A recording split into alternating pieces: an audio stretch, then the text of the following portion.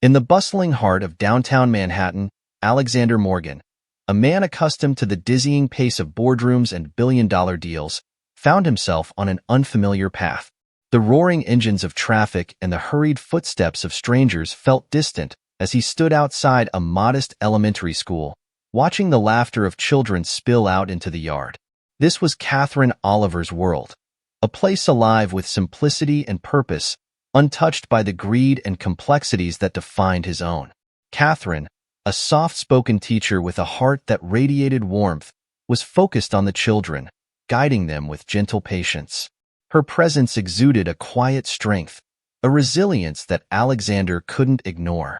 He had arrived on this unexpected doorstep not by chance, but out of desperation.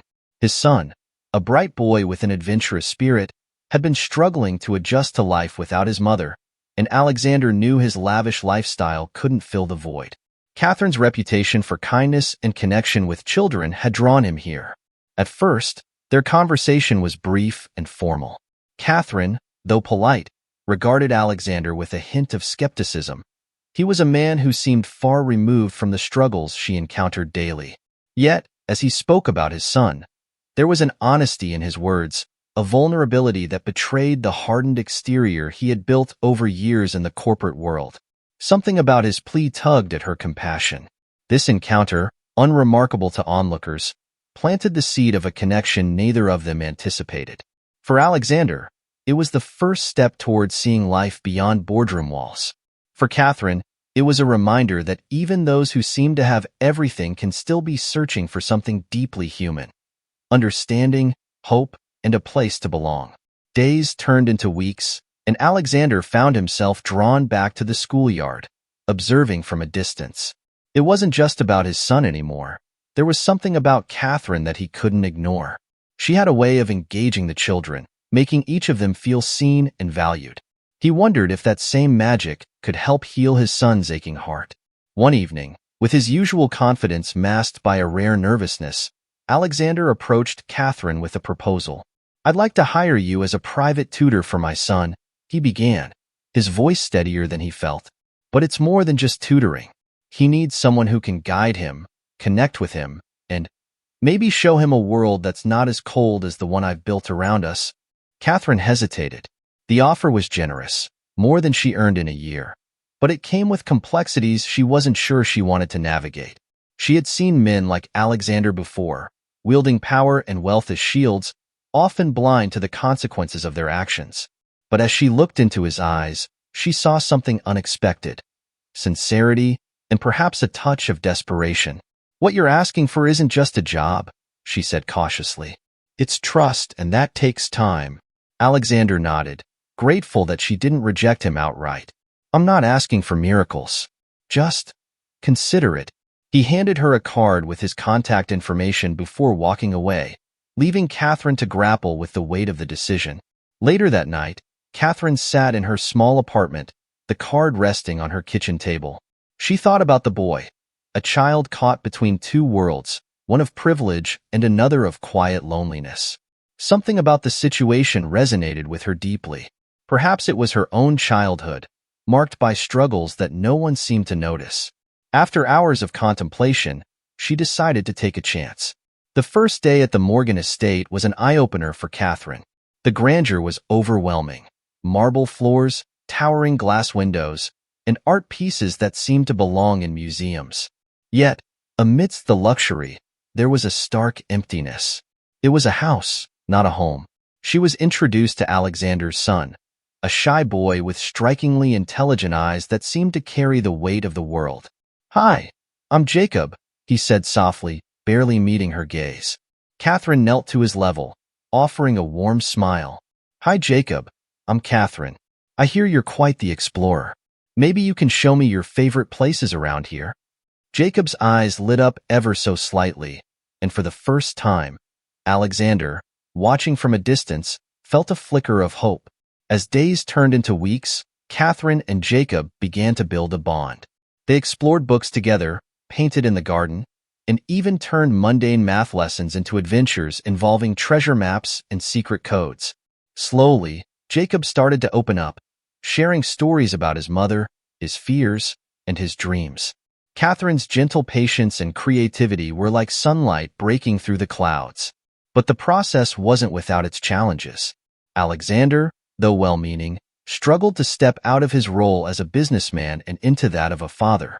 Catherine noticed how he buried himself in work, using it as an escape. One evening, after Jacob had gone to bed, she found Alexander in his office, surrounded by files and spreadsheets. "You can't fix everything with money, Alexander," she said, her tone firm but kind. "What Jacob needs more than anything is you." Her words struck a nerve, but they also planted a seed. For the first time, Alexander began to question the life he had built, not just for his son, but for himself. Catherine's presence wasn't just changing Jacob, it was changing Alexander. She was teaching him that vulnerability wasn't a weakness, that connection wasn't a luxury, and that sometimes the greatest success lay not in boardrooms but in the bonds we forge with those we love. As weeks turned into months, the dynamic within the Morgan estate began to shift. Catherine's consistent presence brought a warmth that was slowly softening the cold atmosphere of the house. Jacob laughed more, a sound that once seemed almost foreign within those grand walls. Even Alexander started spending more time at home, though his efforts to connect with his son were still hesitant, riddled with the awkwardness of a man unaccustomed to vulnerability. Yet, for all the progress, there were fractures that remained just beneath the surface. Catherine began to notice subtle tensions during her time at the estate. She often found Alexander brooding in his office, his face shadowed by an expression she couldn't quite decipher. There was something he wasn't telling her, something that weighed heavily on his mind.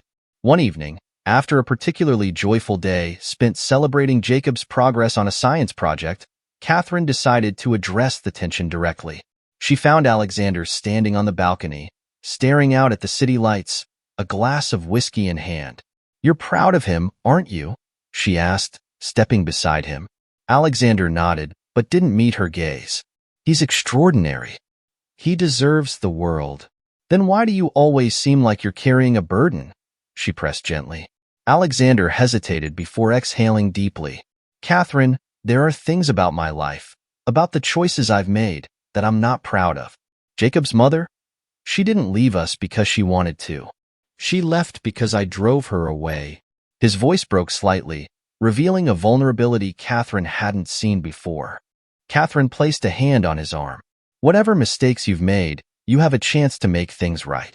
Not just for Jacob, but for yourself." Her words stayed with Alexander long after she left the balcony. That night, he resolved to confront the shadows of his past, even if it meant unraveling parts of himself he'd kept hidden for years. The next day, Alexander received an unmarked envelope delivered to his office at home. Inside was a single photograph, Jacob's mother, smiling alongside a man Alexander didn't recognize. Attached was a note written in bold, anonymous handwriting. "You've built your empire on lies. The truth will come out." His heart pounded as he stared at the photograph. The man in the image was a stranger, but something about the scene felt unsettlingly familiar. Memories of boardroom deals, legal battles, and ethical compromises flooded his mind. Could this be tied to Project Phoenix, the covert initiative he had shuttered years ago? Alexander knew he couldn't handle this alone. He called a private investigator to look into the photograph and the note. But as days passed, the feeling of being watched grew stronger. His late-night office lights would flicker inexplicably, and Jacob once mentioned seeing a man lingering near the estate's gates. Catherine, perceptive as ever, noticed Alexander's growing paranoia. "You're distracted," she remarked one afternoon. "Does this have anything to do with that call you took yesterday?" Alexander hesitated, torn between shielding her from the chaos and trusting her judgment. Finally, he handed her the photograph. Catherine's eyes widened as she studied the image. "Who sent this?" "I don't know," Alexander admitted, "but it's a reminder that my past is far from buried. And whoever is behind this, they want more than just to rattle me." Catherine felt a chill run down her spine. She had come into this household expecting to teach and guide a lonely child, but now it seemed she was caught in the web of something much larger. Determined not to let fear paralyze them, Catherine suggested a course of action. "If there's something, or someone, threatening you and Jacob, We need to be proactive. Start by telling me everything about Project Phoenix. Reluctantly, Alexander opened up about the initiative, a top-secret venture that had involved cutting-edge technology and ethical gray zones. While it had been profitable, the project had also created enemies, some of whom had vowed revenge. Catherine listened intently, her resolve hardening. You've faced powerful adversaries before, Alexander. But this time, you're not alone. We'll protect Jacob together. Whatever this is, we'll face it as a team. For the first time in years, Alexander felt something he hadn't allowed himself to feel: hope. Catherine's unwavering support wasn't just comforting, it was empowering. He realized that the life he had built, though vast and impressive, was incomplete without the connections and trust he was only now beginning to rediscover. As Alexander delved deeper into the secrets of Project Phoenix, he uncovered files he had long since buried in the depths of his company's archives. Late into the night, his office became a war zone of papers, blueprints, and encrypted USB drives. Catherine, ever the steady presence, brought him coffee and stood by his side, deciphering documents alongside him. Project Phoenix wasn't just about technological innovation, Alexander explained. It was a race to dominate the market with artificial intelligence. But some of the deals, they were shady. Investors demanded results at any cost, and I made compromises I shouldn't have. When I shut it down, I thought I'd left it all behind. But clearly, someone didn't forget. One file in particular caught Catherine's attention. It outlined a partnership with a biotech company that specialized in human cognitive enhancement, a partnership that had ended abruptly after a whistleblower exposed questionable practices. This company, Catherine pointed to the file. Could they be the ones targeting you now? Alexander nodded grimly. It's possible. Their CEO, Richard Kane, threatened me during our last meeting. He claimed he'd destroy my empire if I pulled out of the deal. Before they could dig further, a loud crash echoed through the house. Rushing to the source of the noise, they found a shattered window in Jacob's room and a rock lying amidst the broken glass. Attached to the rock was another note. You can't hide forever. Jacob, thankfully, was unharmed, as he had been downstairs with the housekeeper. But the message was clear. Whoever was targeting Alexander was now willing to escalate their threats.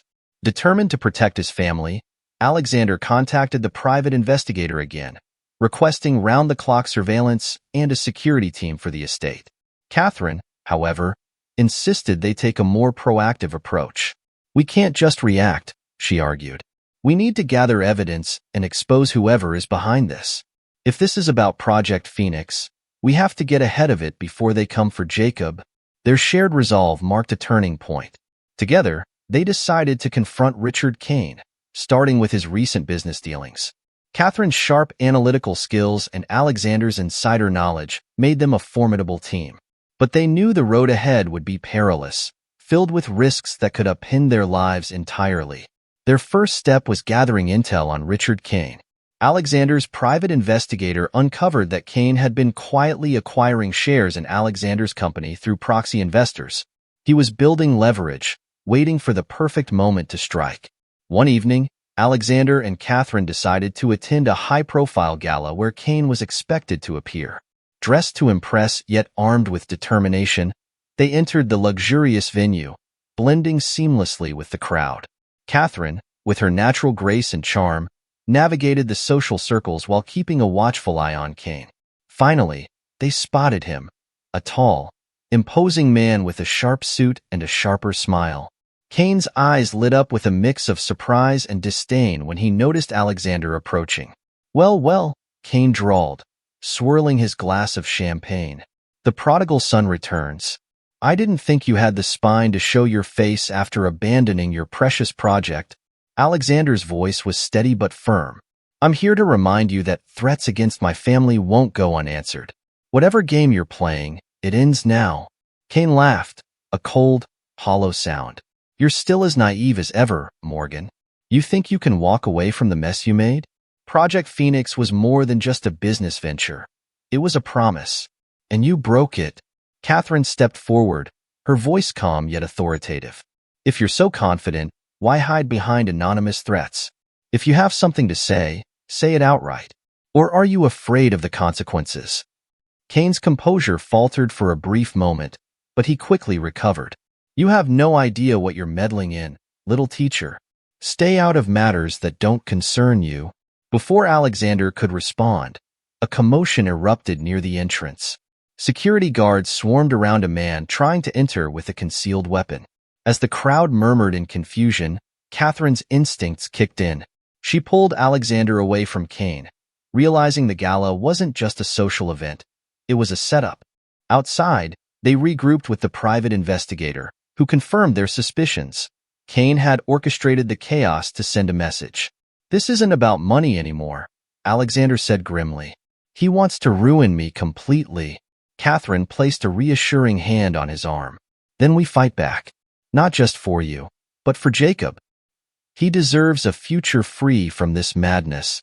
Her words reignited Alexander's determination. Together, they vowed to uncover the full extent of Kane's plans and put an end to the threats once and for all. The road ahead would demand courage, strategy, and unyielding trust in each other, but they were ready to face it together. As the weight of their battle against Richard Kane grew heavier, Catherine and Alexander found an unexpected lifeline in Dr. Eleanor Reed, a brilliant scientist who had been a key figure in the original Project Phoenix team. Eleanor had gone into hiding years ago after exposing the unethical practices of Kane's biotech firm, but Catherine managed to track her down through a trail of academic publications and encrypted messages. Meeting in a secluded cafe late one evening, Eleanor was cautious but intrigued. Her once bright eyes were shadowed by years of fear and regret. "I never thought I'd see anyone from that world again," she admitted, her voice barely above a whisper. "But if you're here, I assume it's about Kane."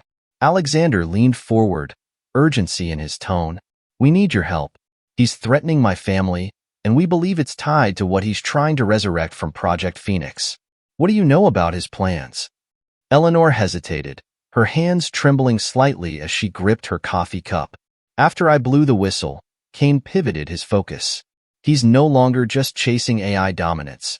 He's exploring neural integration. He wants to create a system where AI can directly interface with the human brain. If successful, it could revolutionize industries. But in the wrong hands, it's a tool for absolute control." Catherine's breath caught. "Control? You mean over thoughts, decisions, even free will?" Eleanor nodded solemnly. "Exactly. And Kane is desperate to make this technology work. But he's missing critical components, data and algorithms that only your company had access to, Alexander. That's why he's targeting you. He thinks you still have the keys to unlock his vision." Alexander's stomach sank. His past decisions had inadvertently set this chain of events in motion. But instead of drowning in guilt, he resolved to act. "If we work together, can we stop him?" Eleanor considered the question, then nodded slowly. "If we expose his operation to the world, his allies will abandon him. But we'll need concrete evidence, and getting it won't be easy. His labs are heavily secured, and he trusts no one." Their meeting marked a turning point. Eleanor agreed to join their efforts, bringing her insider knowledge and technical expertise to the fight. Together, they formed a plan to infiltrate Kane's hidden facilities, uncover the truth, and dismantle his network before it could grow any stronger. The first step of their plan was locating Kane's secret research facility. With the help of Alexander's private investigator and Eleanor's deep understanding of Kane's methods, they zeroed in on an abandoned industrial complex outside the city. Surveillance revealed strange activity, shipments of high-tech equipment, increased security, and occasional visits from Kane himself. To gain access, Alexander and Catherine turned to an old acquaintance, Eric Lang, a cybersecurity expert who owed Alexander a favor. Eric's skills were unparalleled, and he quickly hacked into Kane's systems, uncovering floor plans and schedules that would allow them to slip inside unnoticed. Late one night, dressed in dark clothing and armed with recording devices, Alexander, Catherine, and Eleanor approached the facility. Catherine's heart raced as they bypassed the outer security fence, each step feeling heavier than the last. Despite her fear, she was determined to see this through. Inside, the facility was a labyrinth of sterile white hallways and humming machinery. Eleanor led the way, guiding them to a lab where they found rows of servers and a central terminal labeled Project Neuralis. This is it, Eleanor whispered, plugging in a portable drive to copy the data. If we can extract this, we'll have everything we need to expose him. But before they could finish, alarms blared. Security guards stormed the hallways, and the team barely had time to hide. Alexander's pulse pounded in his ears as he shielded Catherine behind a row of cabinets. Through a crack in the cabinet door, Catherine spotted Kane entering the room, his expression a mixture of rage and triumph. "I knew you couldn't resist," he sneered, scanning the room. "Come out, Alexander. Let's end this charade." For a moment, it seemed all was lost. But Catherine's sharp eyes noticed something Kane didn't, a backup console across the room. She whispered her discovery to Alexander, who nodded in understanding. While Kane monologued, Catherine and Eleanor slipped out of their hiding spot and reached the console. Catherine distracted the guards by triggering a secondary alarm, causing chaos, while Eleanor completed the data transfer. The three barely escaped, slipping out a side exit just as the guards realized what had happened. Though shaken, they emerged victorious, holding the critical evidence that could bring Kane down. As they drove away, Eleanor looked at the drive in her hands and said, "This is just the beginning. Kane won't give up without a fight." Alexander squeezed Catherine's hand, their shared determination unshaken. "Then we'll be ready. For Jacob, for us, and for everyone Kane has endangered, we'll see this through to the end." Back at Alexander's estate, the team gathered around a large monitor in his study. The room was filled with a tense anticipation as Eleanor plugged in the drive they had retrieved from Kane's facility. Catherine watched intently, her hands clasped tightly in her lap, as lines of code and documents filled the screen. Each file unveiled layers of Kane's sinister operation. "This is worse than I thought," Eleanor muttered, her voice heavy with dread. She opened a file titled Subject Trials, Neuralis Phase 2. Inside were detailed logs of experiments conducted on unwilling participants, many of whom were listed as unaccounted for. Catherine gasped. "He's been experimenting on people? How could this go unnoticed?" Alexander clenched his fists, his jaw tightening as he scanned the files. "It's because he's paid off everyone who could stop him. Politicians, regulators. He's built a fortress of corruption around himself, but amidst the horror, they found a glimmer of hope. A document marked Failsafe Protocol. It detailed a security vulnerability within Kane's neural integration system, a backdoor designed to remotely shut down the entire operation. However, the protocol could only be activated from within the main server room of Kane's headquarters." Eleanor leaned back in her chair, her face pale but resolute. "If we can access that server, we can end this.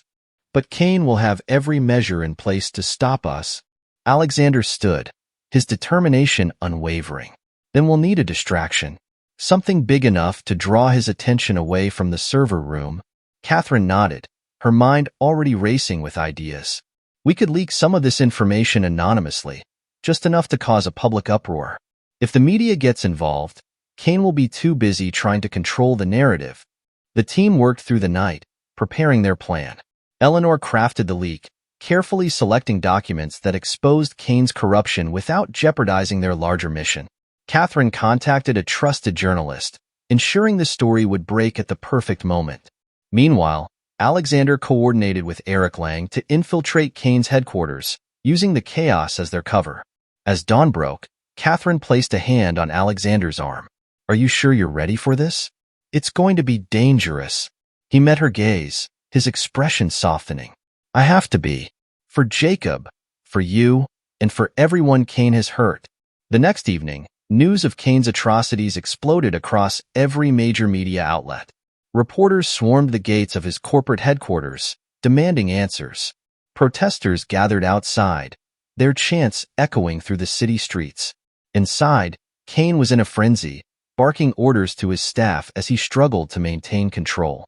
"This is a coordinated attack," he shouted, slamming his fist on a desk. "Find out who's behind it and shut it down." Unbeknownst to Kane, Alexander, Catherine, and Eleanor were already inside the building, navigating through back corridors with Eric's guidance over a comm link.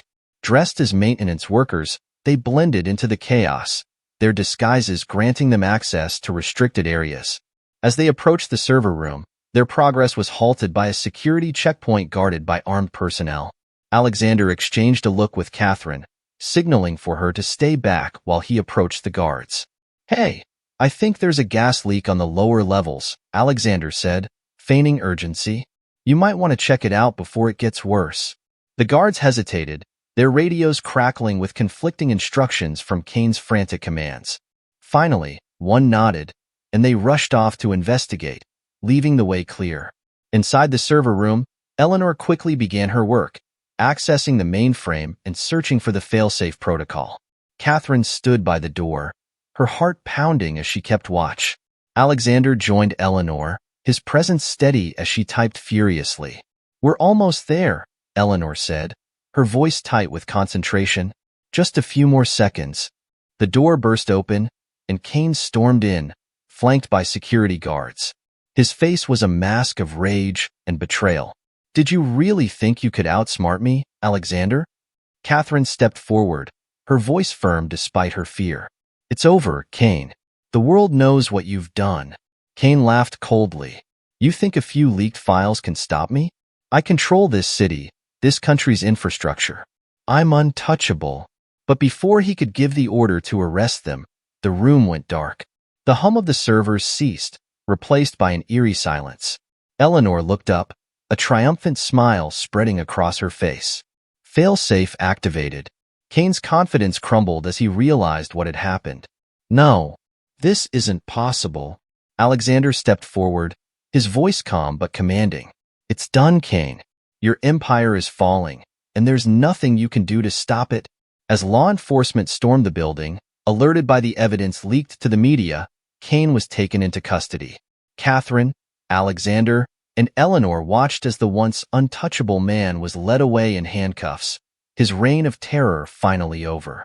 Outside, as the sun began to rise, Catherine turned to Alexander, her eyes filled with relief and gratitude.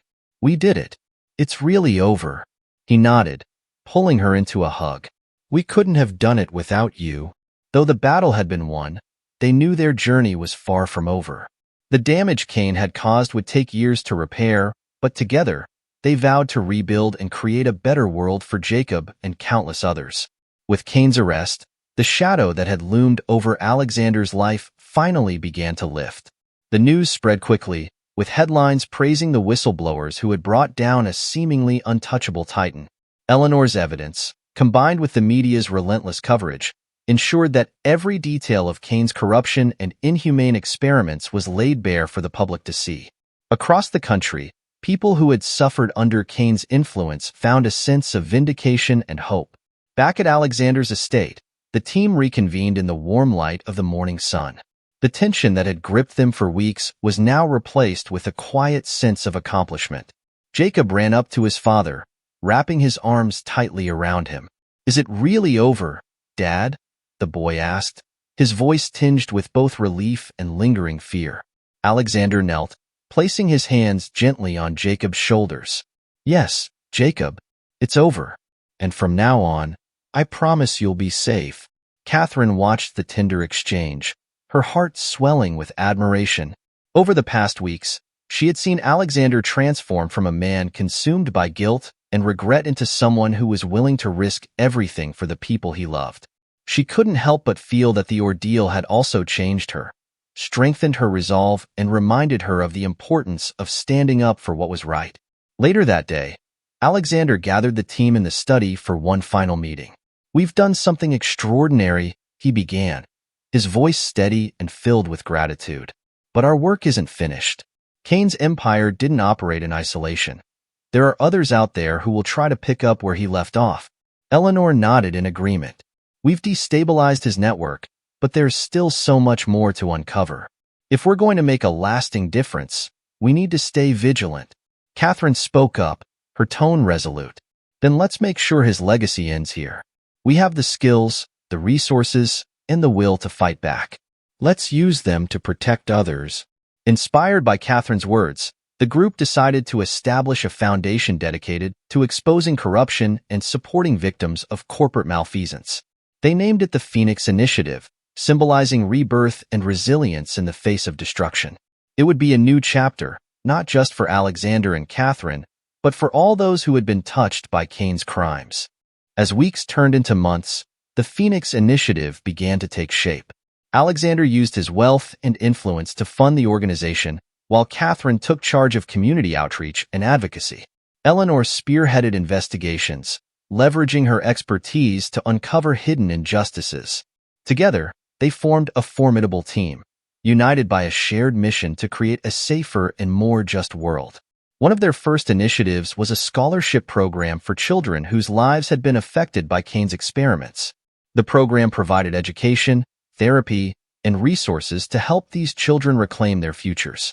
Jacob, inspired by the courage of his father and Catherine, volunteered to help with the initiative, offering support to kids who had experienced similar struggles. The work was challenging, but it also brought a profound sense of fulfillment. Catherine found herself thriving in her new role, her passion for helping others reignited. Her bond with Alexander deepened as they navigated this new chapter together, their shared purpose drawing them closer. One evening, after a long day of meetings and planning, Alexander and Catherine sat on the veranda overlooking the sprawling estate. The air was cool, and the stars sparkled brightly above them. "You've changed my life," Alexander said, his voice soft but sincere. "I don't know if I would have had the strength to do any of this without you." Catherine smiled, her eyes shimmering with emotion. "You gave me a chance to be part of something bigger than myself. I think we've both found what we were looking for, a purpose and maybe a home." As their hands brushed, an unspoken promise passed between them. Their journey together had been forged in fire, but it was one that had transformed them both. They had found not just redemption, but also hope and love in the aftermath of their struggles. The story of Cain's downfall became a symbol of resilience and courage, inspiring others to stand up against injustice. And as the Phoenix Initiative continued to grow, Alexander and Catherine knew they were building a legacy that would endure, a future filled with hope, healing, and the unyielding pursuit of justice.